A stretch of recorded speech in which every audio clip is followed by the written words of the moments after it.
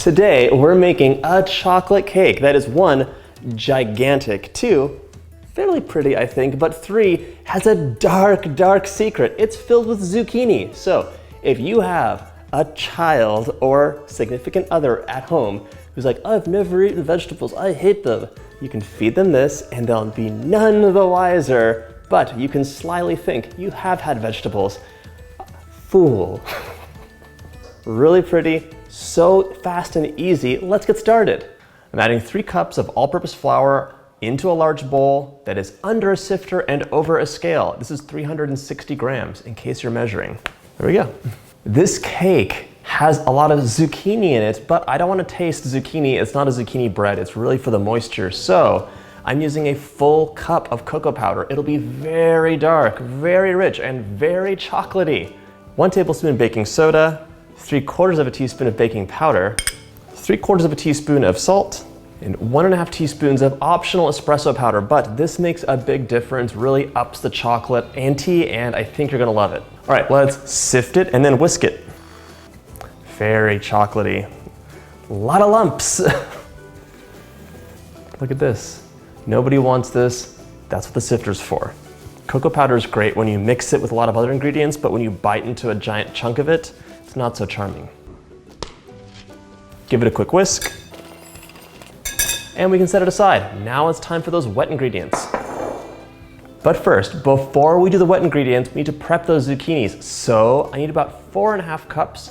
That should be 3 medium zucchini, maybe half more. Let's find out. Cut the tops off, trim those bottoms, and now we're just gonna grate it. You can use a regular cheese grater, no need to go extra fancy and fine. It'll kind of melt together in the oven.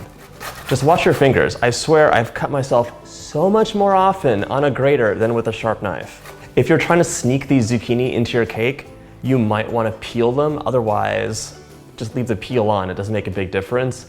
But if someone doesn't want to eat any veggies at all and they see little bits of green in the cake, the game will be up. Okay, it does not look like much now, but that's a lot of zucchini. Okay, we'll measure it out to make sure we don't need any more. If you're a little bit short, it's totally fine. Don't worry about it. Okay, that is 1 cup, 2 cups, 3 cups, and change. 1 more zucchini on the way. 4.5 cups of freshly grated zucchini. Let's wipe this work surface off and then get to the wet ingredients. Into the bowl of my standing mixer, I'm adding in 1.5 cups of vegetable oil. Vegetable oil. 1/2 cup of sour cream, 1.5 cups of granulated sugar, 1 packed cup, so that's packing it down in, of light brown sugar. Plop. I'm adding in a tablespoon of vanilla as measured by my eyes, and 6 whole eggs at room temperature. This is ready to mix up until it is a completely homogeneous and interestingly colored mixture. I'm adding my scraping paddle attachment. Any paddle attachment will do though. Start on low. Increase speed carefully and let it run for a minute or 2. You can just walk away, come right back, check your email, whatever you'd like. Okay, my mixture is nice and homogeneous. Time to add in all that fresh zucchini. You won't taste zucchini in this cake, I promise you. At most, you'll get the most faintest botanical hint. No one will know, except for seeing little green flecks in your cake. Okay, let's dump that all in. Zucchini is full of water. Mix it up on slow. Now it's time to add in our dry mixture. I'm just gonna dump it all in. You could add it in slowly if you prefer for some reason, but dumping works as well. Carefully dump it. I don't want to spill this on my counter. So let's mix on low. I will be covering this with a tea towel. I actually do have those little plastic attachments here that are supposed to stop the things from spraying up at you, but they've never worked in my opinion. If they work for you, use one of those.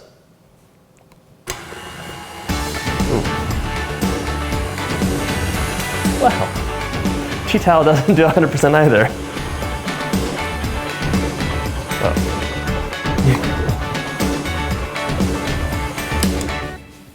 Now it's time to add in 1.5 cups of chocolate chips. Optional, you don't have to, but I wanted to anyway. So, 1.5 cups. Stir them in. That's good. So we're going to finish this off by hand. There might be a couple stray little pockets of flour hanging out at the bottom. This batter, look at this beautiful dark chocolate batter. It's like a brownie almost.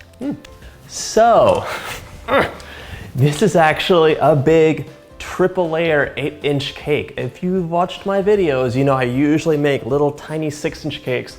They're perfect for a small family or someone who lacks portion control like me. Because they're big layers, I'm using parchment rounds that I just cut out of parchment paper to go on the bottom right here. I just buttered the pans really quickly. This will make your cakes release in a snap. You could either flour your pans, leave them just like this, or add a tiny bit of cocoa powder. Just kick it around the sides and it'll really help the cake release. Now I'm ready to measure out 3 equal-sized layers. Get that batter in there. I want to say it's like 600 grams each-ish, maybe a bit less, like 590 or 580. Oh no, definitely more than 600. It's a lot of batter. That's a little bit less than 800 grams of batter in each pan. That's a lot of batter, but this is a lot of cake. Pop on some cake strips. If you use them, you know all about it. If you don't, these are the magic little wet fabric bands that give you perfectly flat cake layers. Click up here to find out how to use them, how to make your own, and how they work. It's a fun video to watch, and it actually passed 1 million views, my highest video ever. Pretty surprising, to be honest. All right, pop the last cake strip on, and then these are ready to go into the oven at 350 for probably about 40 minutes, because this is a big cake. For the chocolate shards on top, I'm melting about 1/2 cup of dark chocolate. The first step is to give it a nice chop. Ideally, I want these shards to temper so the chocolate will melt and then recrystallize in a way that it has a nice shine and a good snap. But if that doesn't happen, because it can be a little finicky, especially if you're at home without the thermometers and everything, I have a cheat for you. So let's see how this goes.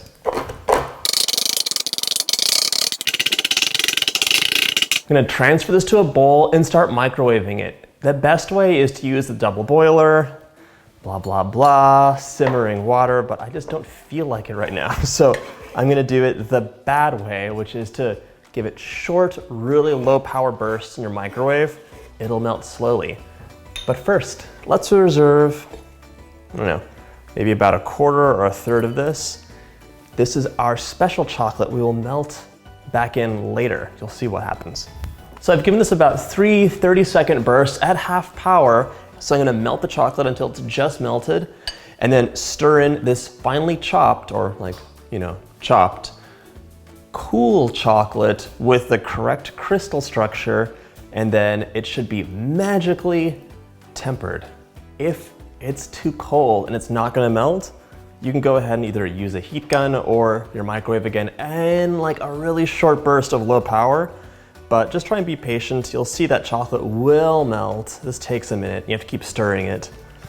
Then we're gonna dump it out onto some parchment paper and make some magic happen. Pour that tempered chocolate onto a piece of parchment paper and spread it out with an offset spatula. Get some nice interesting edges because those are the parts we're gonna be looking at. Let the chocolate set. It only will take a few minutes on a cool countertop. But if your chocolate isn't tempered, don't worry. You can still save it by sprinkling some cocoa powder on top. It gives it some more visual interest and no one will see that chocolate's dull and not shiny. Once your chocolate's set, start snapping pieces randomly. You can have big ones, small ones, any kind of shard you want, and then just set them aside. For the buttercream, I told you this is a big cake, so I don't want to hear any guff. I'm using 1.5 pounds of butter. Here you go. Here you go. Let's cream this up for just a minute.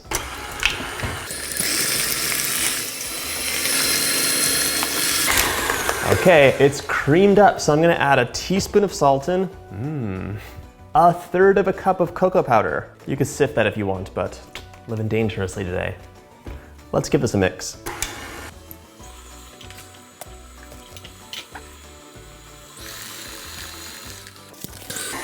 All right, that looks good. Let's scrape the bowl down. Look at that beautiful color. Okay, just a little bit more of a whip. It's really cold. All right, now I'm gonna be adding in between 1.5 pounds and 2 pounds of confectioner sugar, bit by bit. I'm also not gonna be sifting this because there's no piping tip happening today. Do a couple batches until it's all mixed in and you're satisfied with the sweetness. Nope. Nope. We're gonna use a tea towel. Better. Mixed up some very strong espresso over here. A little bit for me, a little bit for you. So add in about a teaspoon or so. Scrape that bowl down. A little bit more sugar. Don't get caught up on the ingredients you're adding in, because you're not eating it all, I hope. Unless it's your birthday and you can do whatever you'd like. Right, looking pretty good. I'm gonna add in a splash of cream. A little more espresso. Let's give it a taste.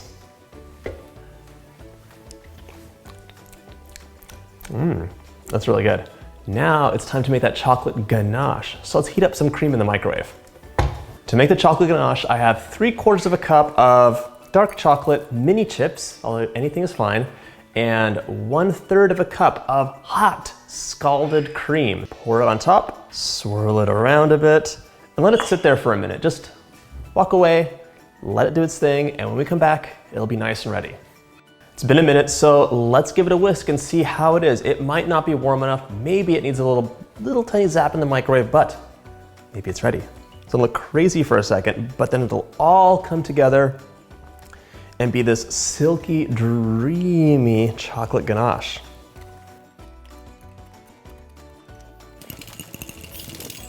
This looks really liquidy now, but probably just right consistency. But I think that when we use it, this will be just right. Look at that, beautiful. Okay, time to assemble. To decorate that cake, I'm piping on a thick layer of that delicious chocolate frosting onto the first layer, add the second layer on, and repeat. Cover the cake completely in buttercream, and now it's kind of up to you. You can either have a thick, wonderful layer on the outside, or you can scrape it away for a semi-naked cake like I am. Smooth the side of the cake using a bench scraper, and then the top with an offset spatula. It doesn't have to be perfect. Most of this is gonna be covered up anyway, so feel free to make some mistakes. Pour that decadent ganache on top, smooth it out, and then add a few more strategic drips if you wanna have that nice drippy cake look like I did. The final step is to add those beautiful chocolate shards on top of the cake. Just press them in, create a pattern. I really love the way that nice dusting of cocoa powder added some visual contrast to the cake. That was such a fun cake to decorate, and my favorite part was the chocolate shards. This tempered so nicely. Can you hear that? Perfect chocolate temper. Okay, now for a bite. Wow. That's really good. The cake is just right. So chocolatey, not too sweet, so moist. It's so moist you wouldn't believe it. You can't taste the zucchini, but you understand there's just something different about it. It's really, really nice. It's like the mouthfeel is so great. I hope you get to make this recipe. I hope I don't have chocolate stuck in my teeth. And if you like my videos, hit that like button and subscribe. Bon appetit. Okay. Just that last line, subscribe. If you like my videos, don't forget to hit that like button and subscribe, and bon appetit.